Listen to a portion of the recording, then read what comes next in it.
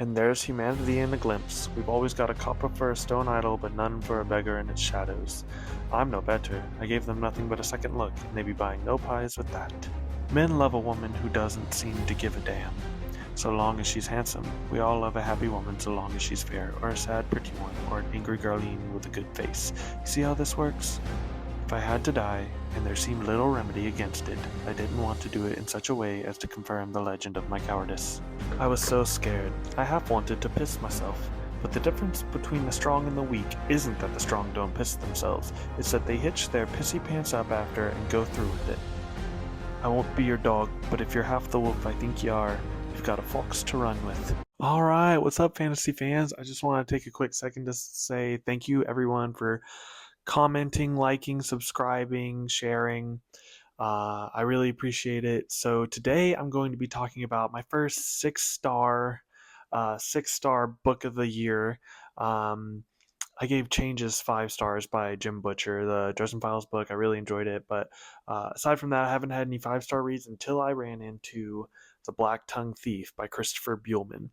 Now, this book had been on my radar for a couple years, and I had like the regular hardcover, and then I recently got both The Black Tongue Thief, which is book one, and The Daughter's War, which is a prequel in the Broken Binding hardcovers, which have these cool ass sprayed edges. You can see Kinch and Galva right here on the pages.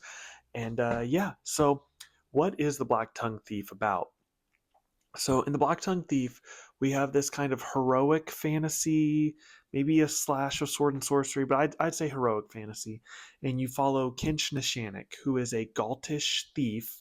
Um, so we know that humanity has been ravaged by what is called the Goblin Wars. There were multiple Goblin Wars, the most infamous and most well-known being the Daughter's War. Because so many of the men died at the hands of the goblin hordes that all that were left were the women to fight in the men's stead. As a result, the population is mostly women, and a lot of the men are younger. And our main character was of the age to join the Goblin Wars, but he instead was scouted by the Takers Guild. Now, the Takers Guild gave him a much less lethal alternative to being drafted into the Goblin Wars at first, but now he has racked up this debt by going to one of the low schools of the Takers Guild. And while he does have some magical abilities and he has some skills that he learned from that Takers Guild, right now, if you were to ask Kinch, he would say that it was not worth attending that school.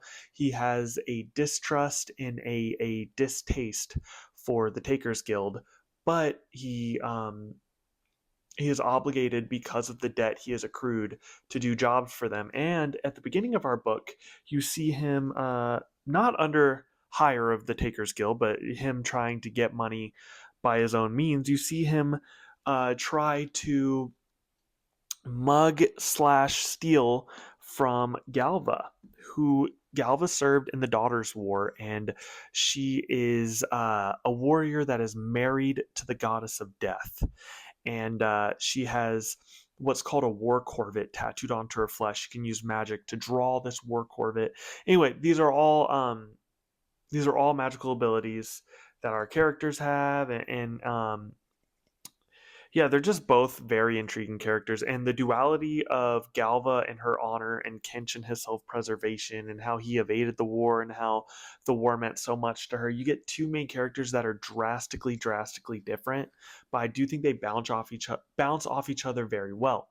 Now, going into this book, I thought it was going to be very similar to like a Royce and Hadrian type of story, just like these two, or Locke and John from Gentlemen Bastards, or the classic of the warrior and the thief, like Grey Mouse, Fafred and Grey Mouser.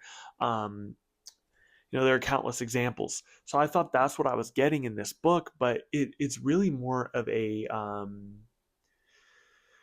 group story. Like, we also have Nargle, the witch Nargle, I believe her name was, and we have Malk, which is he was sent in Kinch's place for the Goblin Wars, so he's another Gout. Uh, And there are a few more characters later on in the book that I'm not going to spoil those because it's further. And this is spoiler free. I'm just covering the setup of the novel. Um, so we basically have him on this quest uh, from the Takers Guild. There's also a very humorous cat in this book, Bully Boy.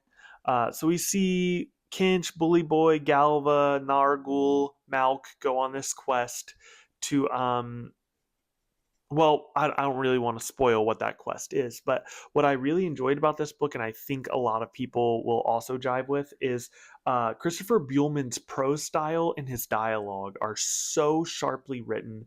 The whole book is written in this first person conversational device where it feels like Kinch is relaying the story to you over a mug of beer. Like, it doesn't feel like this kind of rigid recounting from a chronicler. It feels more conversational. He'll every once in a while he'll throw in a comment like, oh, if you've ever been around those parts, you know what it's like. It really gives it that feeling of he's speaking to someone else and recounting the story. And it really does serve to adhere you like you do feel closer to Kinch as a character because of that literary device. And I recently started The Daughter's War like 2 days ago. Haven't really gotten into it yet because I'm trying to finish some other stuff that's been on my pile. But I believe that that's written in a very similar way, similar device, though Galva is a drastically different character than Kinch. Now, once you've completed this book, there is also a prequel, The Daughter's War, which I just went over, which is Galva's story. And I believe that Christopher Buehlman plans to come out with a sequel book to Blacktongue Thief, but he has told us that he is a slow writer. There was a 3-year gap between Blacktongue Thief and The Daughter's War, but given the talent that Christopher Buehlman has at writing character and how each chapter feels like its own contained short story, but also part of the narrative. He writes really short chapters, but each chapter has its own cohesive feel to it, and feels like a chapter in the story he's recounting to someone else. It feels very well written. And I will say, like, while this series may not be the most original in terms of its world building, like a Brandon Sanderson, I think it gives you a very classical fantasy world, but gives you so many little twists, like the goblins, the way that they're like a hive mind, and they're smaller than goblins we've seen in like Tolkien, and they're I thought that that was really well done. I think the Gauts are a very cool twist on elves, which is never confirmed if they're this world's version of elves or not. I thought the giants were well done, as short and brief as the giants' presence in this book was. I thought that they were very well done. I really like the Espanthian culture and the Holtish culture, and I just thought that this world, the world of the Blacktongue Thief, I think is very intricately built.